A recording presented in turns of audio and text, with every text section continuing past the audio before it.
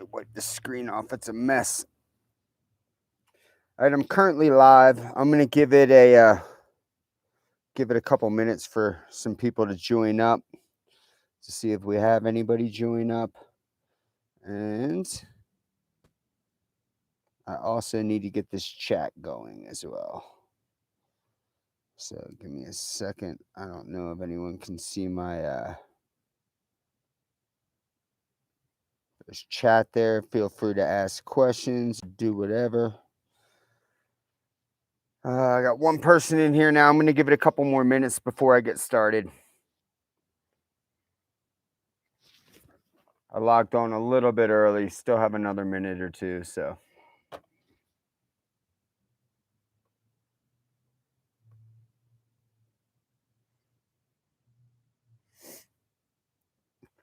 Oh, yeah. Got two people in here. All right. Let me see if I can bring up this chat window.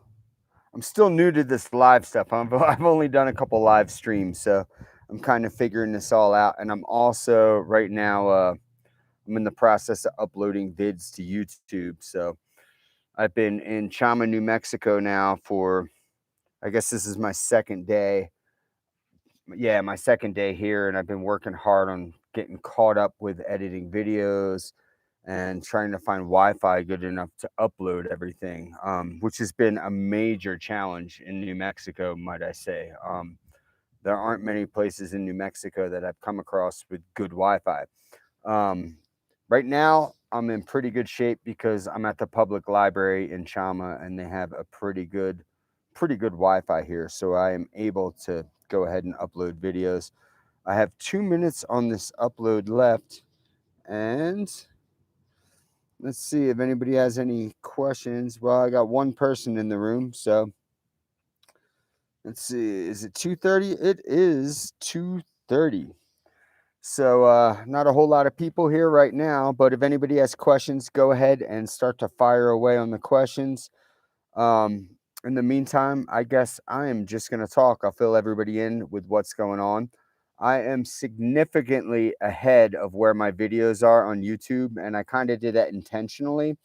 Um, I like to edit my videos and be a little ahead of anything because, like, I was a little ahead of everything because, like I was previously saying, it's really hard to find Wi-Fi sometimes. So right now, I think you guys are on like episode 4 or 5. I actually have like 13 or 14 videos done, and they're scheduled to air over the next month. So the videos are going to start dropping like every 3 days or so. Every 3 to 5 days, videos are going to be coming out. And hold on, this finished uploading. So let me close that. And let me just type a quick welcome for everyone. And the chat is open. If anybody has any questions, go ahead and throw them up. Right now, I am in Chama, New Mexico. 2 days ago, we finished New Mexico. And it was pretty, it felt really good to get done with New Mexico. Like really, really good, because the only parts of New Mexico I really enjoyed were the Gila River, which unfortunately it was the episodes with the real shaky footage because I didn't realize my video stabilization was off. And then northern New Mexico, which is basically Colorado anyway, where it starts to get really mountainous. You stop seeing cacti. You stop having to do like the 4-liter long water carries.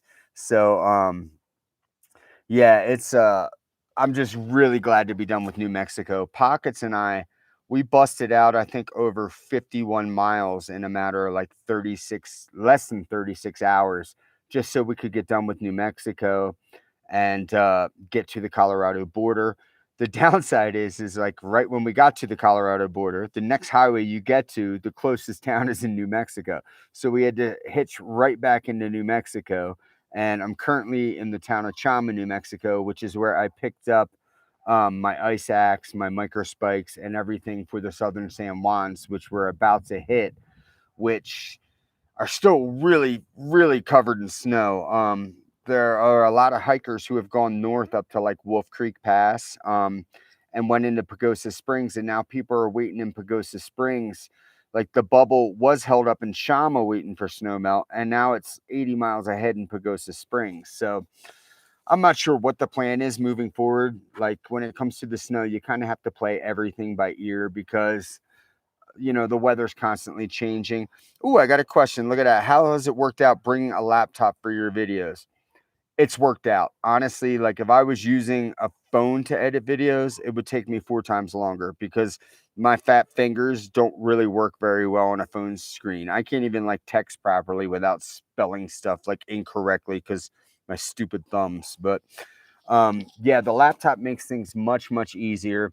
I have a ton of storage space on it, so it's easy to just upload or just it's easy to pull stuff off my cards and throw it on my laptop and have everything stored there. So when it comes time to edit an episode, it's right there. Let me talk a little bit about gear I've swapped. Sorry, I'm moving this laptop around so much. I mentioned in the last live video that I wasn't super happy with my Enlightened Equipment quilt. So I went ahead and I ordered a Z-Pack sleeping bag, which I will be picking up in the next 2 weeks, 2 to 3 weeks, once I hit Salida, Colorado. That thing should be shipping out in the next week or so. So I'm really looking forward to swapping back to a sleeping bag. I've been using a quilt for a couple years now. Get off me, ants. Hate ants. Anyway, I've been using a quilt for a couple years now, and I'm switching back to a sleeping bag, a full zip sleeping bag, just because there have been numerous times where I go to sleep and it's nice and warm and I don't put the straps on my mattress pad. And then in the middle of the night, I'm freezing and it's like this big thing to put the straps on the mattress pad, strap down the quilt, and then it's like impossible to get back to sleep. So I'd rather have a sleeping bag where I can just grab a zipper and zip it up if I get cold. Another gear swap I've done is I started this trail with a Thermarest Uberlight and a Gossamer Gear thin light pad. It's what I used on the Colorado Trail last year. I loved it because it was like 12 ounces and it was a long and wide version because I can't sleep on a 20-inch pad because my arms hang off the side of it and it's super annoying. So I got a hole in my Uberlight back near Pie Town and I could not find it at all. I couldn't find the hole. I used bathtubs, I used everything. So I ended up purchasing an XPED Sinmat HLMW. It's a little bit heavier than the Uberlight was, but the installation value is much higher. It came with this gigantic pump sack that doubles. I got rid of the compactor bag I line my pack with, and now I just use that gigantic pump sack to line my backpack with. And then it takes me like I blow in it a couple times and it's like 2 full bags worth to inflate the pad now. It's really easy to like deflate. You just pull a little thing and it's just easier than any Thermarest pad I've ever owned. And the insulation value is better and it's kind of sticky on the top. So you don't really slide off the pad or slide around. It's 25 inches wide at the top, which is perfectly wide enough so my arms don't hang off the pad, and it tapers down and it's really narrow by the feet. But yeah, I am enjoying my new mattress pad. Some other gear changes and things I've swapped out. I started out with just a pair of possum down gloves, and I figured I would pick up my waterproof gloves when I got here in Chama, but I had a couple mornings that were so freaking cold, I couldn't feel my fingertips. So I ended up picking up a pair of Smart Wool Merino, like the Smart Wool 150 gloves. They're a really thin liner glove, but I have a whole glove system now. I got the Smart Wool 150s, and then I have possum down that go over top of that. And then I have the blue Showa, I forget what number gloves they are. They aren't the insulated ones, but they basically look like dishwashing gloves. And that's my waterproof factor for my gloves. Other than that, man, I've had some issues with footwear out here. So I started off with a pair of Ultra Lone Peak 4.5s because I've been wearing zero drops for almost 5 years now. It's all I wear. I wear them at home. I work in them and I'm used to ultras. So I started out with the 4.5s, and after about 400 miles on them, maybe 450, the heels really compressed and they were giving out. And I started getting some like inside heel pain that was pretty gnarly. So I ended up ordering a pair of Ultra Olympus, which cost me $170. Yeah, I paid $170 for pair of freaking trail runners. Instantly, the heel pain was gone. My Achilles felt great. It felt like I was walking on clouds. The problem is within 200 miles, I mean, I don't have them on now, but within 200 miles, the entire center of the shoe right here, they don't make it out of rubber. Like on the Olympus, it's literally foam. Even when you buy them brand new, you can take your fingernail and just scratch the foam off. There's no durability to it whatsoever. So within 200 miles of hiking in those Ultra Olympus, they were shot. Like all the foam in the center of the sole was bald. So I wrote Ultra and I said, hey man, what's going on? Like these shoes suck. And I took pictures of the bottom of the soles because generally they have a pretty good guarantee on their shoes. Well, I took the pictures and then I threw the shoes out because I'm through hiking. I'm not going to carry a pair of old beat up shoes around with me, you know? So I wrote Ultra and they were like, hey, take pictures of the tongue, the label inside the tongue, the soles, the sides. We want 15 pictures. And I wrote back to them. I said, look, I didn't take any of those pictures. I'm through hiking. Here's the pictures I took. It's been a week. I haven't heard back from them. So when I got to Highway 112 near Ghost Ranch, I ended up hitching into Santa Fe. I hit the REI there and I picked up a pair of these Ultra Temp 3s. And so far, so good, man. They're really comfortable. They look like they're going to be way more durable than the Olympus, and they were $30 cheaper. Darn tough socks, man. So I started the trail with 2 pairs of Darn Tough socks and 2 pairs of Injinji liners. And none of them were brand new. Like I had been using them for like a year or two. So by the time I got to Santa Fe and REI there, I had a couple holes in them. And rather than give REI my smelly socks with holes in them and exchange them out there, I ended up just mailing my Darn Tough socks with the holes home. And when I get done the hike and I get home, I'll go ahead and I'll mail them into Darn Tough so I can get credit to get some new ones. But I ended up picking up 2 new pairs of Injinji liners and 2 new pairs of Darn Tough socks when I was in Santa Fe.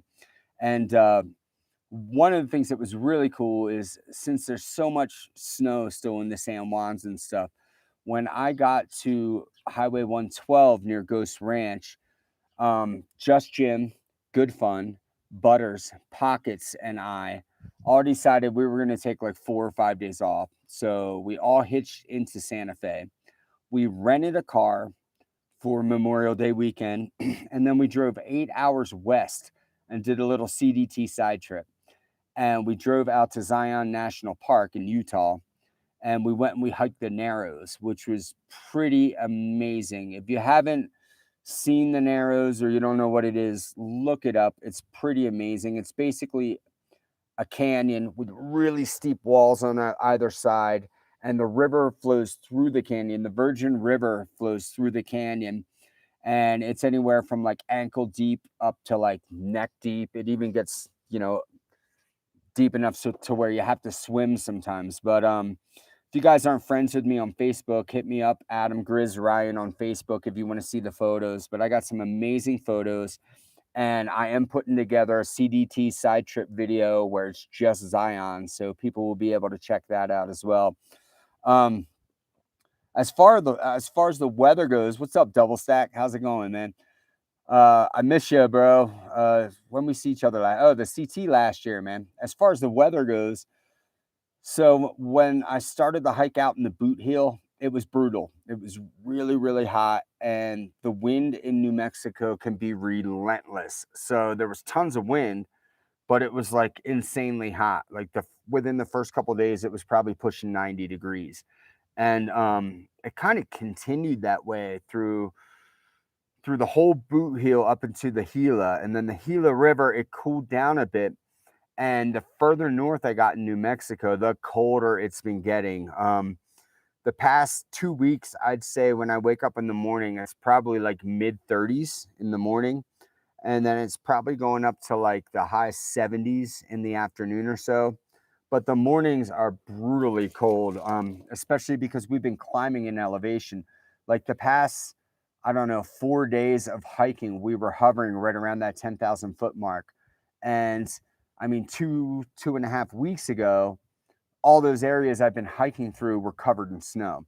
So now it's all snow melt, and there's a lot of just deep, like the trail is covered in water. So you're just walking through like ice cold water on your feet constantly. So I always hold on to a pair of clean socks and I just walk through everything with my dirty socks on and I freeze and I'm like, hey, whatever. If I keep moving, I'll be fine. Oh, gear wise, something else I had to switch out, which I'm so bummed about, man. One of my favorite pieces of gear is my stove, my Soto Windmaster. I love it. I don't even carry a windscreen with the thing because it performs so well in the winds. And about a week and a half ago, before I got up to where Santa Fe is, I ended up, I turned my stove off. I closed the valve, and there's still flames coming out of my stove, and I was like, "What the hell's going on?" So I realized the valve took a dump on my Soto Windmaster, and I was really bummed about that because in some towns in New Mexico, it's been really hard to find fuel. So you have to conserve your fuel out here because this year there's way more people hiking the CDT than normal. So stores aren't stocked. They don't have everything they should have because there's so many hikers this year. So I was really bummed my stove didn't work. And when I hit REI in Santa Fe, they were having a sale on the MSR Pocket Rocket, whatever it is. It was like $30. And I was like, oh, I'll mail my stove home. When I get done the hike, I'll get in touch with Soto and I'll see if they can replace it or repair it or whatever because I love the stove. So I ended up picking up a Pocket Rocket and I hate it. I hate it. It's one of the worst stoves I think I've ever used. I didn't realize it doesn't have an igniter on it. No big deal. I have a lighter for it, but it's just so bad in the wind, man. I got to go buy a freaking box of aluminum foil and I got to make like a 4-foot by 8-foot freaking windscreen for the thing so it burns a little more efficient. But I feel like it takes twice as long to boil water as the Soto Windmaster did. So yeah, other than my sleeping pad, my sleeping bag, shoes, my stove, I haven't had to swap out much gear. I did have some issues with my Z-Packs Altiplex. For like a week, my zippers weren't working at all. And I was really bummed because with all this snow melt, we're starting to head into mosquito season. And I wrote Z-Packs about it. And I was like, look, I've tried using graphite. I've tried using wax. I've tried lubing my zipper with everything I can. The zippers won't catch. And I didn't hear back from Z-Packs for like 4 or 5 days. So yesterday I started watching YouTube videos and I was like, how the hell am I going to repair this? Because it was taking me like 15 to 20 minutes of like holding the freaking zipper here, like holding an inch at a time and pulling out and zipping and then holding and then pulling out and zipping. And it was taking me 15, 20 minutes for my freaking zipper. And I ended up finding these YouTube videos. I went and I bought a cheap pair of needle nose pliers at Family Dollar. And I ended up just squeezing the back edge of each zipper mechanism a little bit and closing it up a little bit. And I was able to repair the zippers. Now my tent zips fine. And of course, the day after I fix the zipper, Z-Packs writes me back and they're like, hey, how is your zipper? Is it still broken? And I was like, no, I repaired it with pliers. And they were like, okay, cool. So I was a little bummed on the Z-Packs customer service. I've never had issues with Z-Packs customer service. They've always been completely top notch. And this time around, like, I guess they're really backed up or something, but I didn't, it didn't work out. But I was able to fix it myself, so who cares, right?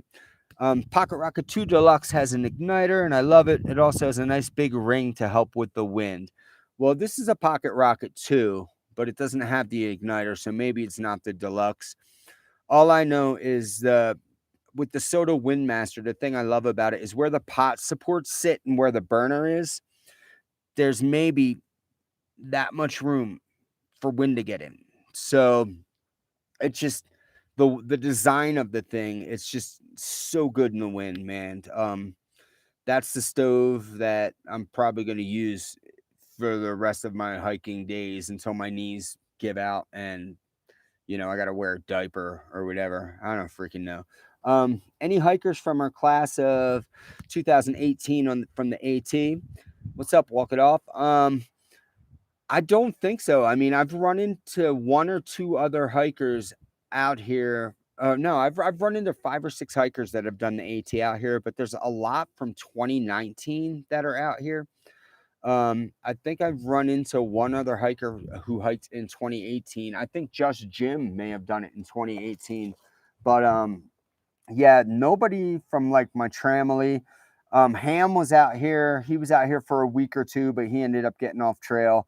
I know Scooter is doing a Sobo hike this year, so at some point I'm going to cross paths with him, and I'm really looking forward to that. And I'm hoping he packs the guitar out this time because one of the things I really miss playing guitar, man.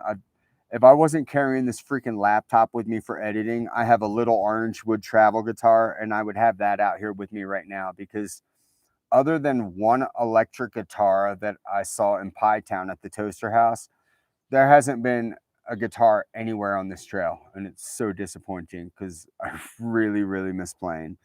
But yeah. Back to that weather though, man. It's been really, really cold, and the past couple days we've been encountering like snow. I mean, it's not snowing; it's been hailing a lot. Like we're getting those afternoon thunderstorms, like we did on the last year on the CT double stack. The difference is last year the thunderstorms were popping off all around me, but they never really hit me, all except for once. And like this time, every time there's this thunderstorm, I feel like it hails on me. So there's that. Oh, another piece of gear I swapped out. I was rocking a Patagonia sun hoodie, and that thing, it basically looked like somebody poured motor oil all over the front of it, and the sleeves, just from, I don't know, doing this or doing that or something, it looked like I had like brown streaks going all the way up the shirt. So when I was in REI, I picked up this Arc'teryx sun hoodie, and it's a little bit thicker than the Patagonia was, and it might be a little bit heavier, but I think it's going to work better as far as like a base layer when it comes to Colorado and the higher altitudes. So yeah, anybody have any other questions? I'm blowing through stuff here pretty quickly, but yeah, I'm in Chama, New Mexico. One of the cool things here is the visitor center they have bikes that hikers can use to get around. So I rocked a bike because I had to get all the way to the other end of town so that I'd have Wi-Fi to be able to do this video, and so I can, upload a couple videos. But I want to thank everybody who didn't unsubscribe after my past 2 videos when my image stabilization got turned off and the videos are just like that. I wanted to put videos together so that a couple years from now I can go and I can look back at and have the memories and stuff like that. So I still wanted to get something up.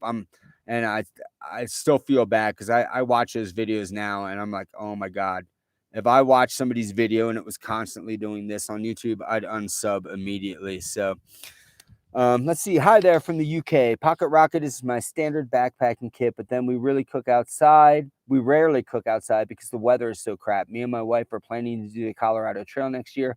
Are you saying I need a new stove? I'm not saying you need a new stove. If the Pocket Rocket works for you, it works for you. All I'm saying is that when I start to get in higher elevations, like 10,000, 12,000 feet, where the wind is whipping, I prefer a stove that performs really well in the wind. And in my experience so far, the Pocket Rocket 2 isn't that stove just because it's a very open design, and like the burners here and the pot rests are here. So it allows room for the wind to get in between the burners and the pot rests. And that just doesn't work for me. I end up having to take my pack or something and set it here and cook here. I got to have a big windscreen for it. I'm not saying it's a bad stove. I'm just saying it doesn't work for me. If it works for you and you've been using it for years, keep using it. Why not? Oh, wow, man. I'm getting some questions now. Let's see. What's the hat? I like it. So I started out this hike with a Go Light, basically like a bicycle hat or a runner's hat with a real floppy brim. And I didn't like it because in the desert, it was so windy. Whenever the wind blew, the brim was flapping down in my eyes and I couldn't see where I was going. It was very, very annoying. So way back in Silver City, I picked up this hat. This is a Sunday afternoons hat, and you can fold it up. It's very packable. It's got elastic on the back, so you can go ahead and, cinch it down however you want. One of the things I really like about it is it has sunglass holders here, so I can put that in. Whoops, that one missed. Let's see. There we go. That one's in and that one's in. So you can actually tuck your glasses in. So when you go like this, your glasses won't fall off your head. I like that a lot. And one of the other things about it is it has a little pocket up inside it here that you can open up, and you can stuff your wallet or stuff some small stuff up in the hat, which is pretty cool. And I like it. It's kind of water resistant, so it doesn't breathe super well from when it's really hot out. But when you start to hit these higher elevations and there's rain or hail, it doesn't absorb it, and it kind of beads up and it rolls right off. So it works really good for me. They also make like a trail hat, which is a little thinner, more lightweight, and more breathable. But I really like the look of this, and it felt really good on my head. So I ended up picking this one up. Let's see, Andrew Hunt, loving your videos and jealous of your sunshine. It's not all sunshine, man. Like I was just saying, there's some pretty gnarly thunderstorms out here sometimes. And Soda Windmaster over the BRS 3000. Definitely. I used a BRS for a couple years, and while it's really, really light, you know as well as I do, there's no efficiency whatsoever when it comes to that stove, man. It I mean, the other thing I don't like about it is I use a Toke 700 milliliter pot, so it's one of the wide pots, and the pot stands on the BRS are about this big around. So I've knocked over so many pots of food when I was using my BRS, just because those pot rests are small, and I like using the wide pot because I feel like you get quicker boil times with a wide pot because the flame can reach out further with a narrow pot. Whoa, that wind's kicking. So with a narrow pot, when you turn up your flames, it ends up going around the bottom of the pot and up the sides, which isn't very efficient, and it doesn't heat your pot nearly as much. At least that's my opinion. Yeah, I know the BRS 3000 works fine enough. I used 3 over maybe 2 or 3 years. One of them, the pot stand heated up so much it literally melted and went sideways. So I feel like with the BRS, it's really hit or miss. There's so many knockoffs of it and so many different companies that make that stove now. It's kind of hit or miss when you grab it. And yeah, it weighs under an ounce. It weighs 23 grams, the BRS. I've been there. I've done that. And like I said, the pot stands don't work with my pot very well. But let's see. There's some good articles and YouTube videos comparing the efficiency of Soda versus the Pocket Rocket 2. Soda's a little more efficient, but you need to test it out in the elements and see. Yeah, I know. I've been using that Soda for like a year and a half now, almost 2 years, and I really enjoy it. So I'm probably going to stick with that. Yeah, it's definitely a quality control roulette with those BRS. That's what you get when you buy like the $12 Chinese stoves. It's hit or miss. You never know what you're gonna get. Wow, I'm getting some good questions this time, everybody. Thank you so much for tuning in. I'm gonna give this maybe 2 or 3 more minutes because I think episode 13 I still need to upload to YouTube, and then I need to render episode 14, and then I still need to make it to Family Dollar and Lowe's so I can do a full resupply. And oh, I didn't talk about gear I just picked up in Chama. I'll talk about that real quick. So obviously I'm hitting some snow and some mountains, and I got to play it safe. So I got my Catula micro spikes I picked up. I've had those for a couple years. I've used them in the past.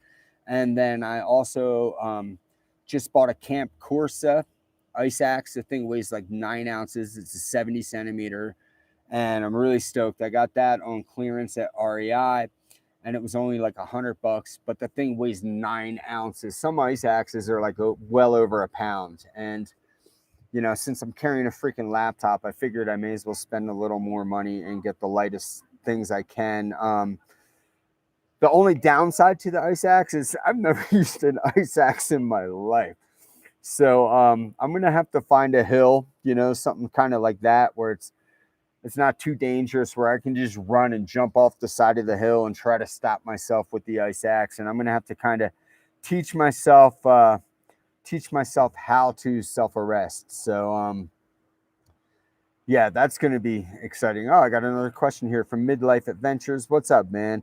I know you had issues with the Vormy Sun hoodie on the CT, and it looks like you switched to the Patagonia Tropic Comfort.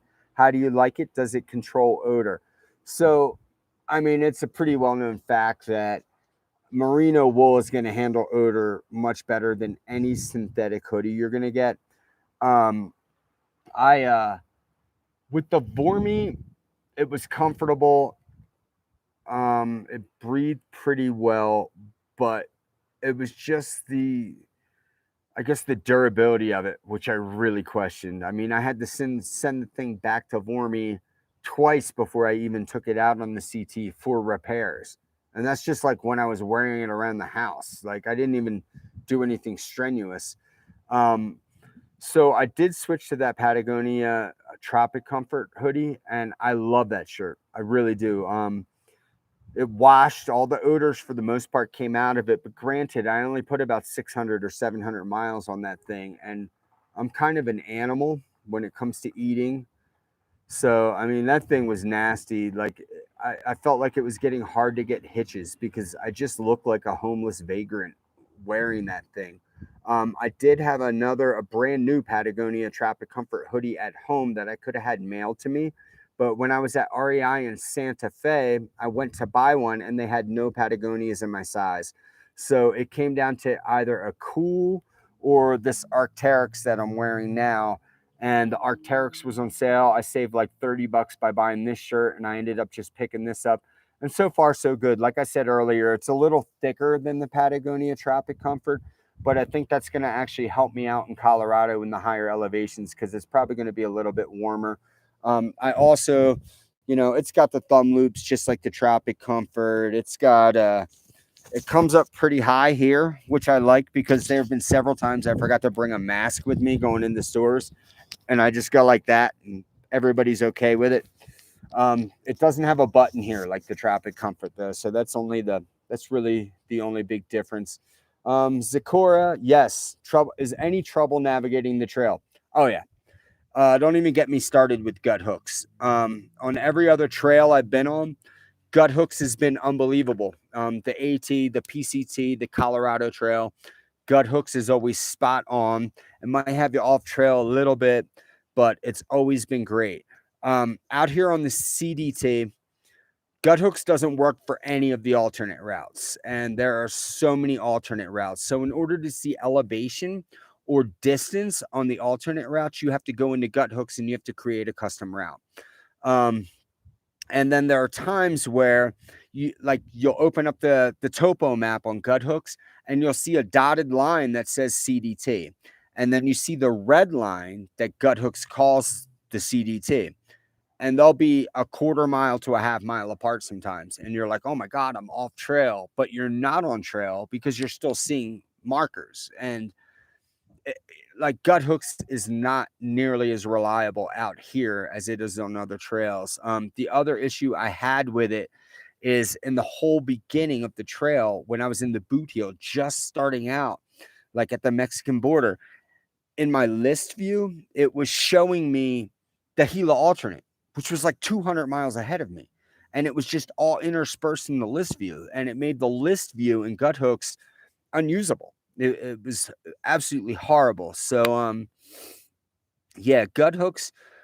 I'm using gut hooks, and I'm also using the Garmin Earthmate app, and we also Pockets has Gaia on her phone, so we also tap into that. I do have all the Lays maps downloaded on my phone, and I use that with the Avenza app. But honestly, I've looked at it once because the Lays maps are all out of order, and it's a major pain in the ass to use. So I've been sticking with gut hooks, but you can't rely on it too much, man, because like sometimes your arrow in the map mode, it'll be pointing this way, but you're walking this way. And it's like, it's just, it's a mess, man. But I kind of understand it because there's so many different alternates out here. I think already I've taken 5 or 6 different alternates. So, Gut Hooks for Colorado Trail was great.